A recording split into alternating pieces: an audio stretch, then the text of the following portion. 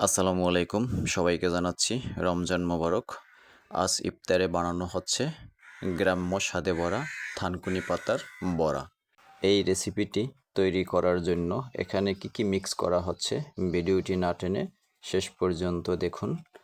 এই রেসিপিটি তৈরি করার জন্য একটি পাত্রে কিছু থানকুনি পাতা কুচি করে নিলাম, সাথে মিক্স করা হচ্ছে কাঁচা লঙ্কা, দেওয়া হচ্ছে পেঁয়াজ, দেওয়া হচ্ছে ধনিয়া পাতা, দেওয়া হচ্ছে মুসুরির ডাল, এর সাথে আরও মিক্স করা হচ্ছে আদা বাটা, এর সাথে দেওয়া হচ্ছে হলুদের গুঁড়া এবং এর সাথে দিয়ে দেব মশলার গুঁড়া এবং একটু স্বাদ বাড়ানোর জন্য এর সাথে দিয়ে দেব পরিমাণ মতো লবণ। এর মিশ্রণে তৈরি হবে মচমচে এই বড়া। এর সাথে দিয়ে দিলাম কিছু চালের গুঁড়া।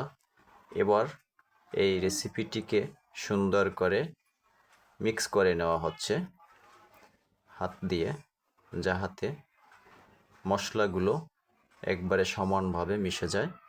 তারপরে গরম কড়াইতে দেওয়া হচ্ছে। ঘরোয়া পরিবেশে স্বাস্থ্যকর ও হালকা ইফতারের জন্য পারফেক্ট।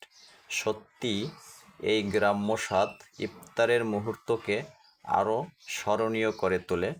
তৈরি হয়ে গেল আমাদের থানকুনি পাতার বড়া। ভিডিওটি ভালো লাগলে অবশ্যই লাইক, কমেন্টস, শেয়ার করবেন।